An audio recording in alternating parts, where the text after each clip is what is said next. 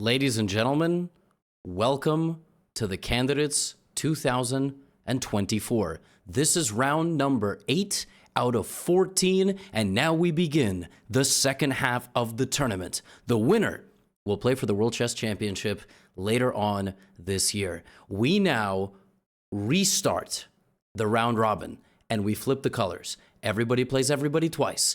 In this round, we have Hikaru Nakamura versus Fabiano Caruana in a battle to catch up to Jan Nepomniachtchi, the clear leader of the event. And oh my goodness, what a round this was. Here we go. Hikaru versus Fabi. I'm going to give you a statistic, and then I'm going to begin today's recap.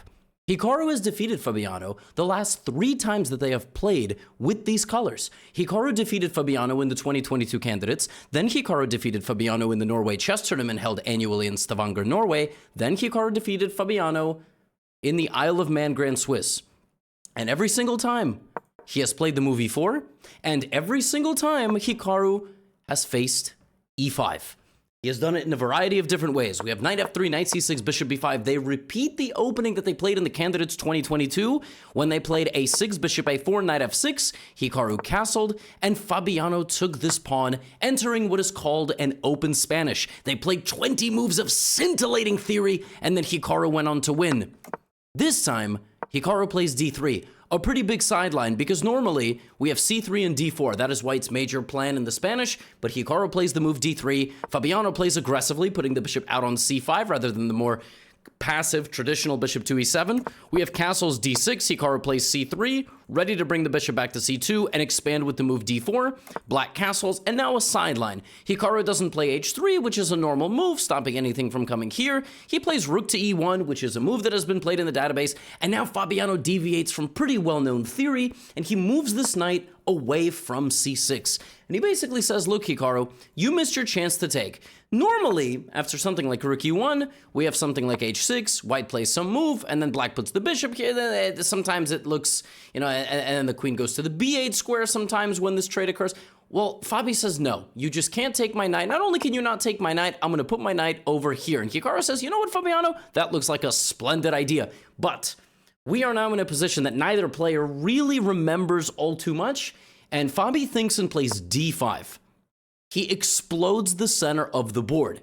If Black can successfully implement the move pawn to d5 in these types of positions, Black is going to be completely fine. We have pawn takes, we have knight takes. Now a nice idea, bishop to b3, lining up some stuff over here. Some of you may be wondering why Hikaru did not take this pawn. Well, Black has bishop takes f2 check. And after king f2, knight e5, the queen would strike the rook and the king over here. You can play king g1 and continue the game, but that is not what Hikaru wanted to do, so he went here. Fabiano played c6, holding the center, and then we got to this position with h3, bishop takes. Fabiano forced an isolated pawn, and it looked like we were going to shake hands. Not you and me, because I don't want to, because you don't wash your hands, but Hikaru and Fabiano. And the point is that White has an isolated pawn, but the bishop pair. Black doesn't have a bishop pair, but he's going to put the bishop right there, and White just can't really get a whole lot of anything. So knight to d5, and Hikaru played bishop c2. That's why Hikaru spent 14 minutes moving the bishop back 1 square, because he didn't really get anything from the opening. He put the bishop back on c2, he put the knight out, Fabiano played knight to f4, pretty active, and, Hikaru brought his rook to the center, and then the knight went back, and that's a draw offer. So I'm not sure if you realize that, but the knight was just there. It went there, rook e4, the knight comes back. Hikaru has the option to make a draw. Like, if he goes back, Fabiano's going to go here. Draw with Black, pretty effortless. He had to think for a little bit, but not too much as, he might have thought what to eat for lunch or something. But Hikaru thinks in this position after the knight goes back and plays a3. He didn't even spend a minute. Yeah, he did. He spent like a minute and 50 seconds, whatever. a3. And he just says, you know what, Fabi? Let's play. Let's play. I mean, the winner's probably going to go to the Candidates, right? I mean, the World Championship. Let's play. And Fabi played rook e8. Fabi's like, all right, you want to play? We play. You want to improve your position? I'm going to improve my position as well. By the way, not too late to make a draw. Rook e1 back. We can still shuffle the pieces. Now, Hikaru moves the bishop out. So he thought for 12 minutes on a bishop move like that. He doesn't have a whole lot here. Knight f6. But now he does. He gets rid of his bishop pair to alleviate some of the pressure in the center. And then he plays queen d2, queen g5. And the computer likes the move queen c3 in this position. Rather than trading queens and playing with the isolated pawn, Hikaru plays rook e3, and Fabiano's eyes lit up. They got a little big, and he thought, why would Hikaru let me put my knight here? Now I'm just taking over. But Hikaru had set a trap for Fabi. The idea is h4, and suddenly the sneaky little defensive h-pawn is moving forward. If black takes, white plays rook e4, pinning the knight to the queen. If black plays g5, which looks okay, suddenly black can't move any pieces. His queen is kind of stuck. The pressure is building on the e-file. If black tries to escape, bishop d1 traps the queen. Queen h4, knight f5. And you get hit over here. So all of a sudden, Fabi's got to go back to d5. Wait a minute, Fabi's got 13 moves. 14 moves to make, but 13 minutes. This is the 26th move of the game. So Hikaru sets a little bit of a trap, and Fabiano spent 20 minutes before falling right into it a little bit. And now the knight goes back, and now Hikaru's building. Wait a minute, now this h-pawn, which used to be there, moves up. And guess what, on the very next move, and it's going to go to h5. So look at, in the span of a few moves, Hikaru pushes Fabiano's knight back to f8, and then his queen back to d8. This is massive progress, but it's a very tense position. He's got an advantage if he puts the queen on f4. For some reason, activating the queen, he doesn't play it, and the advantage drops by a full point. That's a big deal. He misses a critical chance. And now Fabi needs to come out this way with the queen to put pressure, to also put the rook on the d8 square.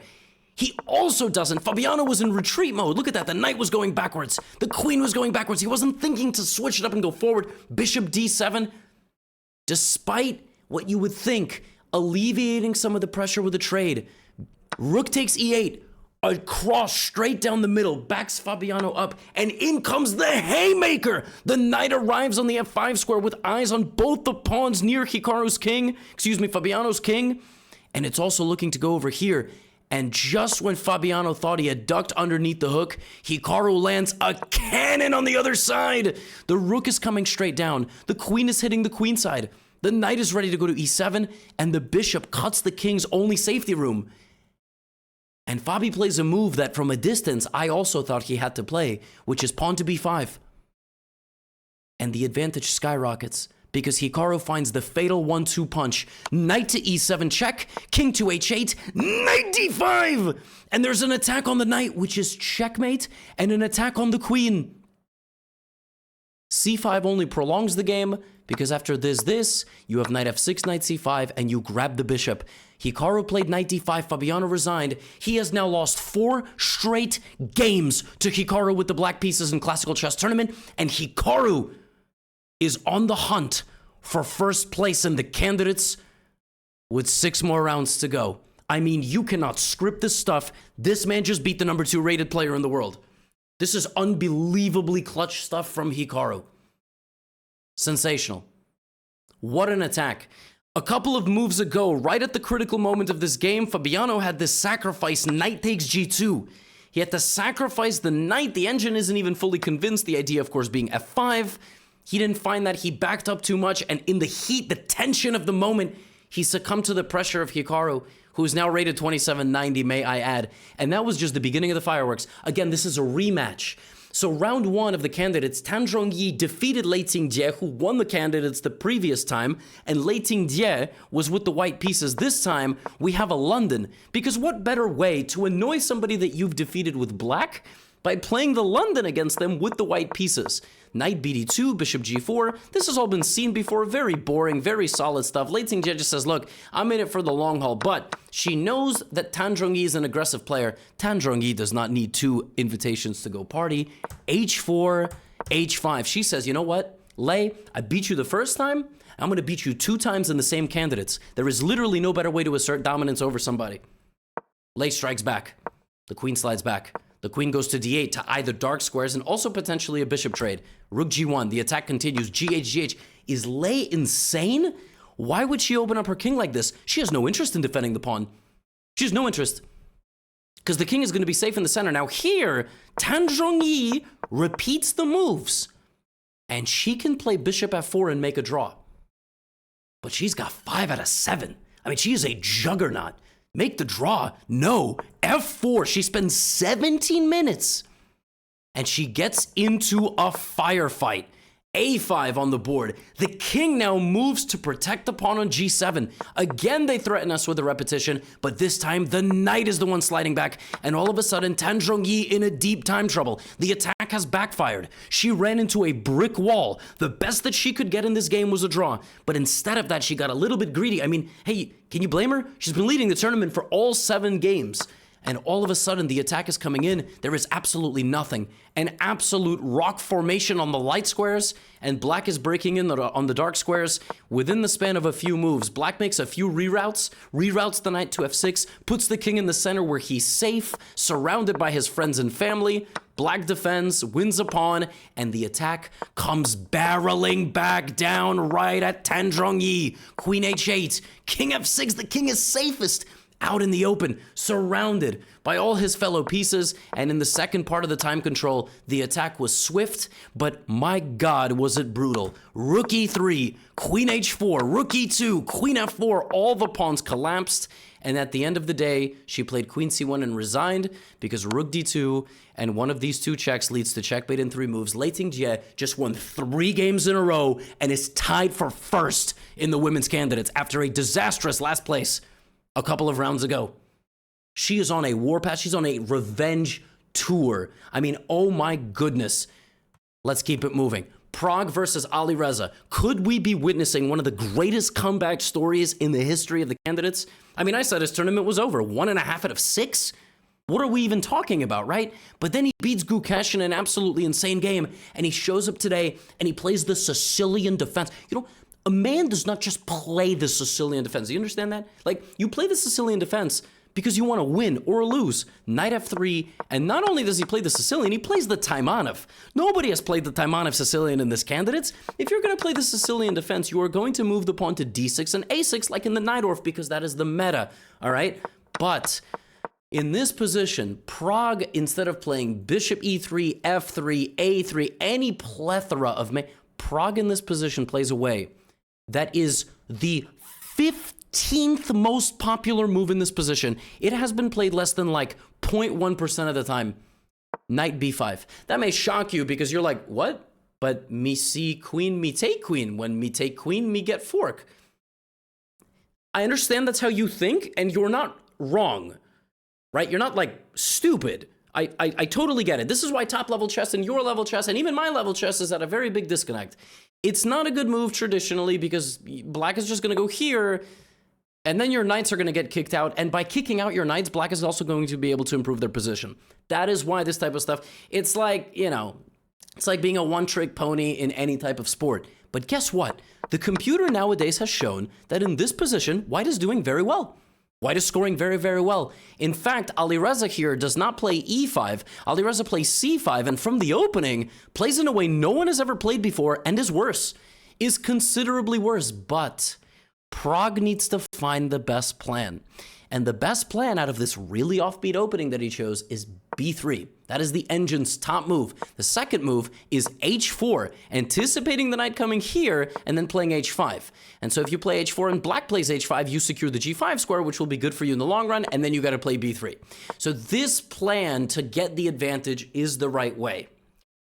Pragg thinks for a little while and he plays castle, spends 12 minutes castling, and then he plays c3, and then he plays rook b1 and b4. This is the plan Pragg chooses, right? This is how it works. Like sometimes you got to take 3 different paths to get to a destination, metaphorically, but also in transport.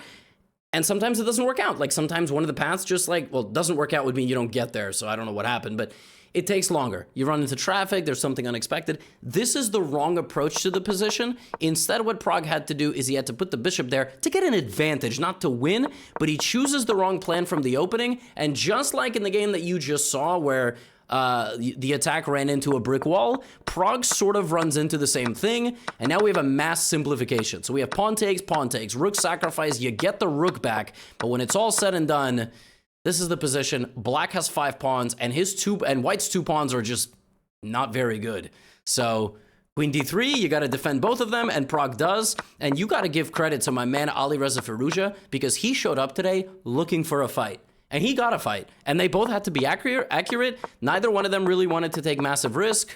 And this one peters out into this position and a draw a couple of moves later on the 40th move. Alireza is not going anywhere. I mean, if you wanna bury Alireza in this candidates, you're gonna have to call an ambulance and make sure he gets in it. So, like, reports of Alireza's elimination from this tournament are greatly exaggerated. He is certainly underperforming. Bro's ready for a fight every single game with white and black. I think that's just going to be his approach. I think the pressure's off, and I think he's a huge wild card to make a comeback. But for now, Prague with 4.5 points. Now, Katerina Lagno versus Alexandra Goryachkina on the women's side. This was another Spanish. This one is called the Arkhangelsk variation with b5 and bishop c5. This is a matchup of the two, I think, strongest Russian women in the world. Kostyanyuk, she has changed federations, but I mean, historically, originally, let's say, she's a world champion. And this one, white had a really nice position, but black did a nice job trading off her pieces. And although it was tense and it definitely looks like stuff is brewing here, this is kind of one of those positions that sometimes black just puts up a really nice defense, you trade all the pieces, and yeah, the summary of this game does not get as much of a time as the previous, because it was a relatively straightforward draw, but they are still in the hunt on the women's side. Goryachkina, 5 points, tied with Lei Tsingye and Tan Zhongyi. Incredible comeback by Tan Zhongyi. Yan Nepomniachtchi versus Nihat Abbasov. Yan Nepomniachtchi versus Nihat Abbasov. Are you ready? E4, E5, a Petrov. You dare use my own spells against me, Potter type of moment. Knight e5, d6, knight f3, knight e4. This is an opening that Yan plays with black, okay? And Abbasov shows up and plays it against him. He's like, show me how to beat your own opening, buddy. Yan plays a sideline. He plays d3, which is just going to lead to a French exchange. We are now playing a French defense exchange variation. You don't believe me? e4, e6, d4, d5, ed, ed, knight f3, knight f6. Look at that. It's the same exact position as the one we have in the game. It's just a different move. Magic, right? Bishop d3. Now, Abbasov is the guy who plays c5. He plays c5 himself. And then he plays c4. He brings the fight to Yan. He's like, I want to imbalance the game. And he forces a position that Yan actually kind of has to think in. Yan is down in the opening. We don't see that very often. Nepo down 20 minutes thinking in the opening, but Nepo playing very naturally, developing his queen side, expanding, right? Pawn takes in on d5. Black has to go here, grab the pawn back. Same pawn as in the Fabiano game, kind of, Hikaru, right? With the isolation there. But we have knight d5, and Yan begins building some pressure. I mean, Yan's got, when you have an isolated pawn, you use the space around it to create attacking chances for yourself, which is exactly what he's doing. He plays rook a2, plays rook e2, but just bringing the forces. Then he plays rook e4. I mean, you talk about a nice moment here. Rook a2, rook e2, rook e4. The engine really liked bishop d5 for what it's worth, potentially looking at knight to d7. On a higher depth, it doesn't like that move as much. Maybe it was here at like bishop d5. No, it was it. Never mind. I apologize. I think I'm mixing up something. Rook e4, knight c3. Yes.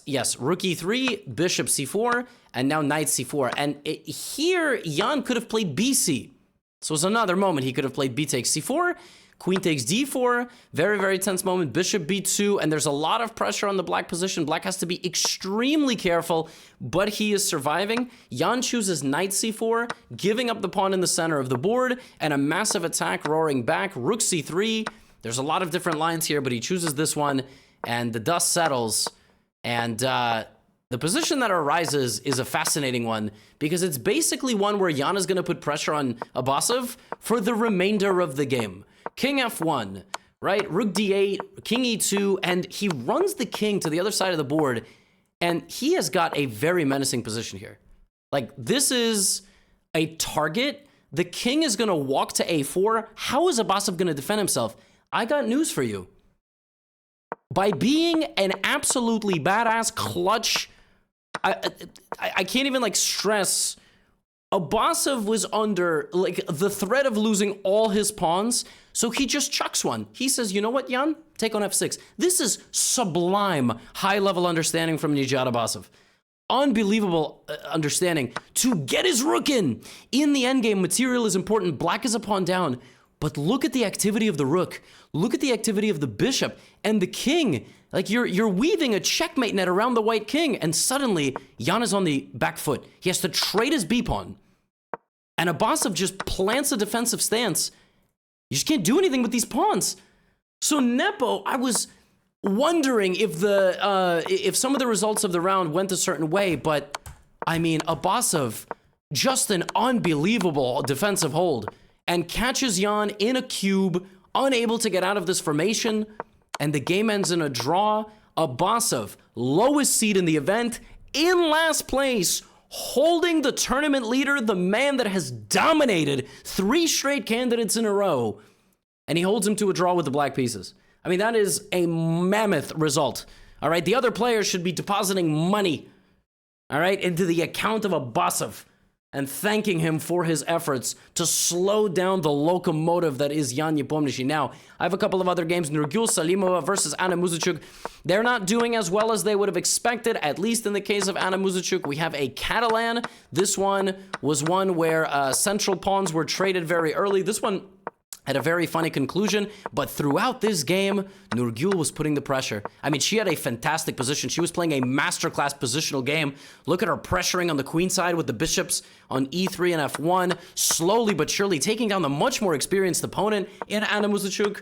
b4, this is like, this is a masterclass. This is a modern day positional masterpiece. Rook Z, just fantastic. Anna defending, doing her best. All the pieces coming there. Bishop c5, knight c7, nice Zwischenzug in between move. And Anna blunders and finds herself down in exchange. She had a better defensive move there. Knight b6, the rook goes to b1. And this is perhaps the biggest moment of the game. Instead of knight c7, maybe you just immediately go bishop b5. Some of you may be confused because the knight is hanging. But after bishop e8, king e8, you have this check.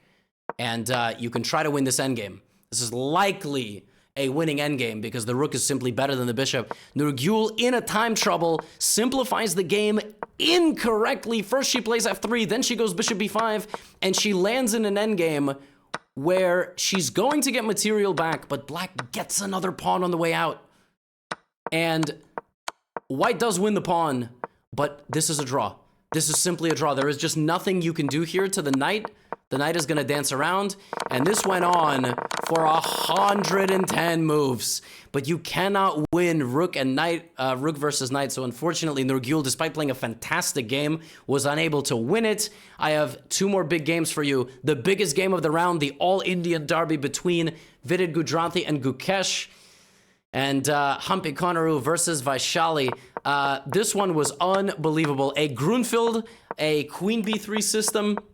Humpy also not having the best tournament that she would have liked. Neither of them are. 2.5 obviously is not in the running for a first place finish, but this one was complicated right off the bat as Humpy just aggressively went into the black position. She had a completely winning position after 17 moves.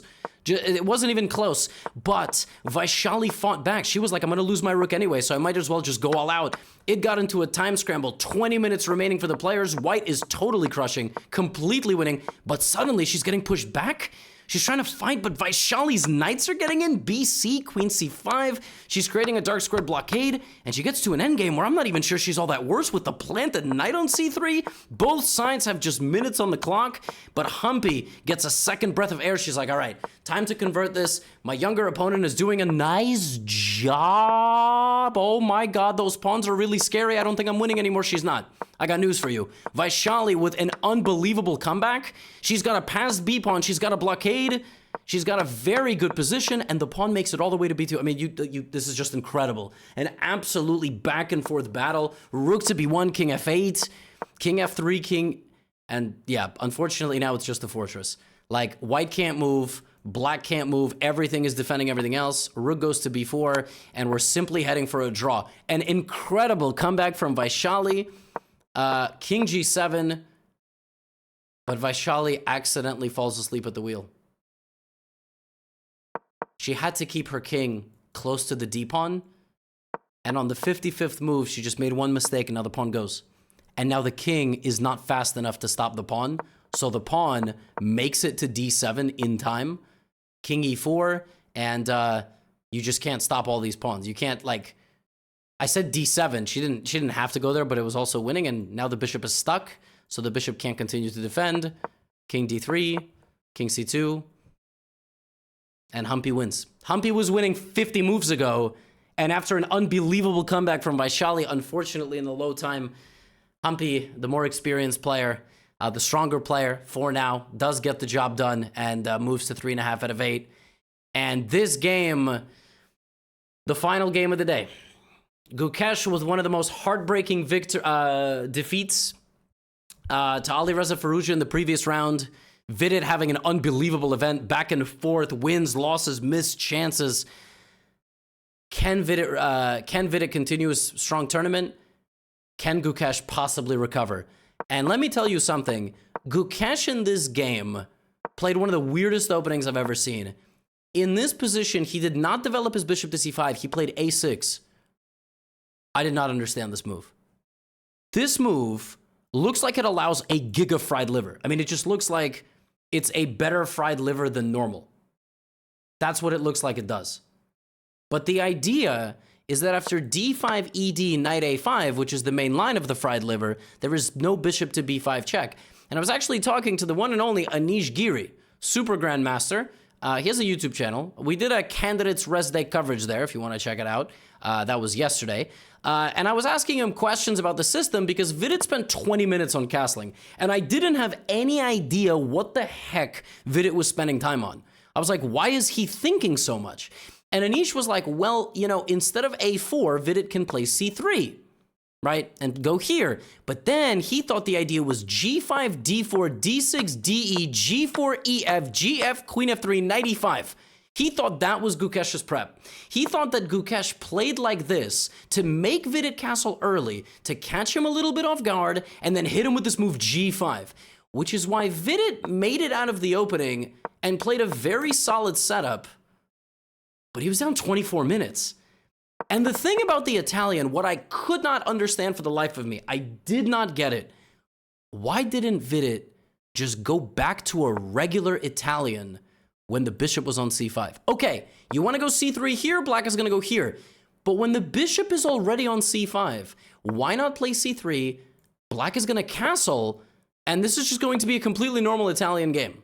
Like, black might play d6. d4, the bishop goes to a7. Like, this has all been played before. And I was like, why did Vidit not just play c3? Gukesh literally had that. Do you remember against Fabiano? Their game was, it wasn't exactly this, but it was castles, knight d2, d6, like rook e1, rook e8, b4, there was an h3 in there, whatever.